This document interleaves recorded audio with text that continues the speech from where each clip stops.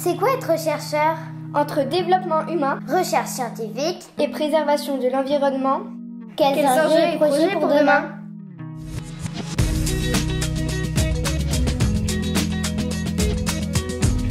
Bonjour Manuel. Tu es chiroptérologue et conservateur du Muséum d'histoire naturelle de Genève. C'est quoi être chiroptérologue? Bonjour. Alors, chiroptérologue, c'est simplement un scientifique qui étudie les chauves-souris. C'est un peu comme le Batman, mais en version sérieuse, puisque j'en ai fait mon métier, par exemple. Nous avons trouvé une chauve-souris dans la cour de récréation. Est-ce qu'il y a beaucoup de chauves-souris dans le monde? Alors, il y a beaucoup de chauves-souris dans le monde, mais surtout, il y a beaucoup d'espèces différentes de chauves-souris, puisqu'on en compte 1400 au minimum dans le monde. Et il y en a sur toute la planète, sauf sur les calottes polaires, où là, il n'y a que de la glace et très peu d'animaux. Pourquoi ont-elles des petits poils? Les chauves-souris ont des poils, tout simplement parce que ce sont des mammifères, donc c'est pour se tenir chaud. Et si je te montre un mammifère, je suis sûr que tu le connais. J'ai pris quelques spécimens du muséum avec moi. Tu le connais celui-là. Il est un peu plat parce qu'il est mis en pot. On voit sa queue, elle est faite de grands poils. Alors si maintenant je demande à mon invité surprise de te montrer, tu vois, là, il y a une chauve-souris. Et puis elle a aussi une petite queue. Voilà. Et puis sur son dos, tout doux, elle a plein de petits poils. Peux-tu nous décrire l'anatomie de la chauve-souris? Je fais quelque chose qu'on ne fait pas normalement, si ce n'est pas une chauve-souris très particulière, c'est que normalement, on ne les tient pas par les ailes, surtout si elles se débattent. Mais elle est extrêmement calme, elle est déjà un peu habituée. Alors, si elle veut bien, elle est gentille, hein, elle va nous montrer. En fait, voilà l'aile. Voilà l'aile. Et ce qu'on voit ici, c'est le pouce. Donc, c'est le doigt numéro 1. Et puis, le deuxième, c'est ce qui fait le bord de l'aile. Et le troisième, qui est quasiment identique, on le voit un peu en blanc, briller. Donc, 1, 2, 3. Il y a celui-là qui est le quatrième doigt, donc l'annulaire. Et puis, l'auriculaire, le cinquième doigt, qui est celui qui est vertical. Puis ensuite, ça, c'est de la membrane alaire. Et puis, ça se relie jusqu'au pied. Puis ça forme l'aile, toute cette membrane musculaire qui rejoint les doigts et le pied. Donc, c'est une toute petite chauve-souris. C'est même la plus petite chauve-souris d'Europe. Et c'est pour ça qu'elle s'appelle la pipistrelle pygmée. Elle ne pèse que 3 grammes. De quoi se nourrit cette pipistrelle? Une si petite chauve-souris, elle se nourrit de moustiques, de moucherons. Elle en consomme plusieurs milliers chaque nuit. Donc, c'est un bon démoustiqueur. Mais moi, j'utilise des vers de farine pour les nourrir en captivité. Et elles aiment ça, c'est quelque chose qu'elles acceptent volontiers. Et pendant juste les quelques jours, pour les engraisser, pour leur donner des forces, un petit ver, c'est une larve de coléoptère. Elle est bien grasse et ça leur donne un bon coup de fouet. Et donc, on peut les relâcher. Mais ce n'est pas une nourriture qui est appropriée sur le long terme. C'est trop gras, c'est trop riche. C'est normal de trouver des chauves-souris en plein hiver? Normalement, elles devraient hiberner, puisque c'est une des particularités des chauves-souris. Elles passent l'hiver à l'abri du gel, dans un endroit sans manger, en dormant. Les chauves-souris ont la tête en bas, et ça pose problème? Ce n'est pas un problème pour les chauves-souris d'être à l'envers. Déjà, nous, ici, un problème, on a tout le sang qui nous vient à la tête. C'est parce qu'on est grand. Mais une chauve-souris, c'est tout petit, c'est quelques centimètres. Celle-là, elle fait 2-3 centimètres. Et donc, quand elle est à l'envers comme ça, elle n'a pas un poids suffisant pour que ça pose le moindre problème. Et c'est la même chose, effectivement, cette femelle, si elle avait des tétons visibles, si elle était allaitante, pourrait te le montrer, mais là, c'est au milieu des poils, donc on voit pas ses mamelles. Eh bien, simplement, le petit reste accroché sur son ventre, sur ses poils, et il va péter sa mère comme ça quand elle est pendue à l'endroit où elle a établi sa colonie. Qu'est-ce que ça fait si tu la lâches? Ah oui, je pense que là, si je la lâche, elle volerait dans mon bureau. Et je devrais m'occuper d'aller la rattraper, donc je ne vais pas le faire. Mais c'est un bon test. Avant de les relâcher, je fais toujours le test dans mon bureau. Et quand je mets plus que 30 secondes pour la recapturer, c'est qu'elle est tout à fait capable de voler à l'extérieur. Est-ce que les chauves-souris vivent longtemps? Ce qui est formidable chez les chauves-souris, normalement, disons de façon générale, plus on est gros, plus on vit longtemps. Par exemple, la baleine, qui est l'animal le plus gros de cette terre, la baleine bleue, on pense qu'elle vit plus de 200 ans. Tout simplement parce qu'en étant très gros, il n'y a pratiquement aucun ennemi qui peut nous manger.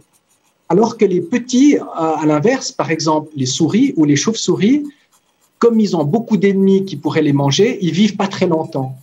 Et les chauves-souris, c'est justement une exception notable, avec ma petite pipistrelle ici, parce que comme elles sont petites, en principe, elles devraient vivre 1 an ou 2 ans, comme les souris, la souris domestique. Et pas du tout. Les chauves-souris ont une longévité, une durée de vie extraordinaire, puisque une chauve-souris à peu près de cette taille, donc la taille de mon pouce, le record a été mesuré à 41 ans. Et donc, c'est énorme en regard de sa taille. Et ça aussi, c'est absolument unique aux chauves-souris. Et ils ont 1 ou 2 petits par année. Et ça aussi, c'est étonnant pour un si petit animal. On s'attendrait à ce qu'ils aient des portées de 10 petits 2 ou 3 fois par année. Et là, pas du tout. C'est 1, parfois 2 et 1 seule fois par année. Mais comme ils vivent très longtemps, eh bien, ça compense sur 30 ans d'avoir 1 petit par année. Ça fait 30 petits. Alors qu'une souris domestique, elle va avoir 2 ou 3 portées de 10 petits, mais au bout d'1 année et demie, elle va mourir. Donc, elle aura aussi 30 petits au final. Est-ce que les chauves-souris sont en danger et est-ce qu'elles sont protégées? Oui. Elles sont toutes protégées en Europe, fort heureusement, dans tous les pays. Alors, elles sont en danger, oui et non. Cette espèce, la pipistrelle pygmée, est une espèce très commune parce qu'elle s'accommode très bien des habitations humaines. On les trouve sous les tuiles des toits, par exemple. Et en fait, même en ville, comme à Grenoble ou à Genève, on a énormément de pipistrelles et elles vont plutôt bien, elles ne sont pas en danger. Par contre, les grandes espèces, dans l'une derrière moi qui est la roussette d'Égypte, mais des autres espèces comme le grand murin ou les noctules ou les oreillards avec les énormes oreilles qui sont typiques, eux sont plutôt en diminution parce que les insectes dont ils se nourrissent sont eux-mêmes en très forte diminution, surtout dans les zones agricoles ou urbaines, comme c'est le cas dans nos régions. Pourquoi les chauves-souris ont plein de microbes? Tu vois que moi, je n'ai pas trop peur des microbes de chauve-souris. C'est qu'on en a aussi, nous, plein. Un homme, vous êtes plein de microbes à l'intérieur, dans le tube digestif, sur la peau, etc. Il se trouve que les chauves-souris, on a trouvé qu'ils étaient porteurs de différents microbes, y compris des bactéries, des virus, comme nous d'ailleurs, mais ils en ont un catalogue un peu plus fourni que le mammifère moyen, je dirais. Mais en gros, il n'y a rien d'absolument exceptionnel par rapport à un homme ou à un chat ou à un chien qui aussi sont pleins de microbes. Quelle espèce as-tu découverte en 2019? J'ai découvert cette espèce dans mon bureau. C'est pas de ça qu'on parle. Découvrir une espèce, c'est-à-dire découvrir une chauve-souris ou une espèce, quelle qu'elle soit, qui ne soit pas encore connue du monde scientifique des hommes. C'est assez rare comme événement. Et la dernière en date, eh bien, c'était l'année passée. On a découvert une espèce de chauve-souris européenne qui était encore inconnue jusque-là. Pourtant, les chiroptérologues, les spécialistes, l'avaient déjà vu plusieurs fois, mais simplement, il y a 2 espèces très, très proches l'une de l'autre. Et puis, comme elles sont proches l'une de l'autre, on n'était pas arrivé à faire la différence. Et c'est en étudiant la génétique qu'on s'est rendu compte que ces 2 espèces vivaient côte à côte et une d'entre elles n'avait encore jamais été décrite par les scientifiques. Et c'est donc moi qui l'ai décrite avec mes collègues.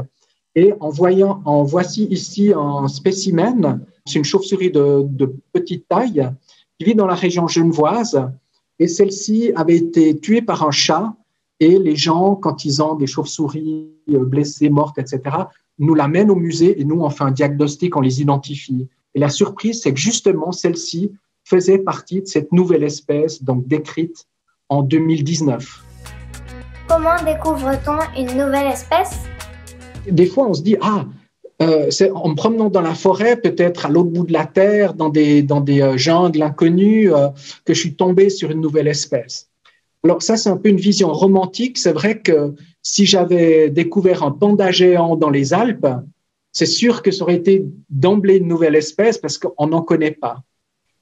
Dans la réalité, les scientifiques, quand ils découvrent une espèce, et ça a été le cas pour ma petite chauve-souris, c'est un processus beaucoup plus lent. On peut aller explorer des régions effectivement loin, mais là, dans le cas de la dernière espèce, elle vit à Genève ou même dans le sud de la France ou en Espagne.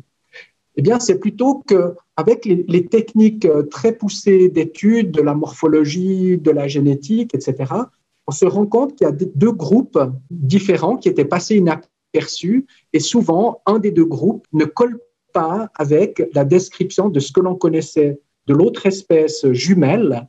Et donc, c'est comme ça qu'on peut découvrir des espèces nouvelles. C'est un phénomène rare. On en découvre une vingtaine, entre 15 et 20 chaque année. Et essentiellement, effectivement, sous les tropiques. C'est là qu'il y a la plus grande biodiversité. Donc, c'est là qu'on trouve aussi le plus grand nombre d'espèces nouvelles. Quels sont tes projets de recherche sur les chauves-souris? Alors, j'en ai plusieurs. Effectivement, je cherche à faire un inventaire le plus complet possible des chauves-souris du monde, mais on ne peut pas aller dans le monde entier pour les étudier. Donc, je me concentre sur une zone qui se situe entre l'Inde, la Birmanie, au pied de l'Himalaya. C'est une zone qui est encore peu explorée, qui est riche en biodiversité. Et donc, avec mes collaborateurs indiens, eh bien, je refais un inventaire complet et on découvre un tas d'espèces que l'on ne connaissait pas de cette région ou alors carrément des espèces nouvelles. Ça, c'est une bonne partie de mes recherches. Et une autre partie, c'est justement un peu ce que je fais avec cette pipistrelle pygmée qui commence à se réveiller. Elle était un peu endormie tout à l'heure, mais maintenant, elle s'est réveillée. Regardez-la de près. Elle est mignonnette, pouvoir la nourrir. Eh bien, je cherche à les protéger. Et les protéger, il y a toutes sortes de choses. On fait de l'éducation, on a une centrale pour les soigner, également pour les relâcher après, bien sûr. Et puis, on fait beaucoup de conférences publiques pour renseigner le public, les classes, sur la vie des chauves-souris pour qu'elles soient mieux acceptées et qu'on accepte aussi leur gîte. Quel matériel utilises-tu pour étudier les chauves-souris? Les étudier comme elles vivent la nuit, elles volent, et puis qu'elles émettent des sons pour se nourrir et se déplacer. Elles émettent des ultrasons que nous, on n'entend pas. J'ai utilisé toutes sortes d'appareils. Mais comme on voit là derrière, j'ai une épuisette. C'est tout simple, mais quand j'entre dans une grotte pour savoir quelle espèce vivent dans cette grotte, il m'arrive d'utiliser un simple filet ou alors on tend des filets dans des endroits où elles vont se faire prendre, où je pourrais les sortir du filet et ensuite les mesurer, les étudier, savoir si c'est un mâle, une femelle, savoir si elle est en train de se reproduire ou pas, etc.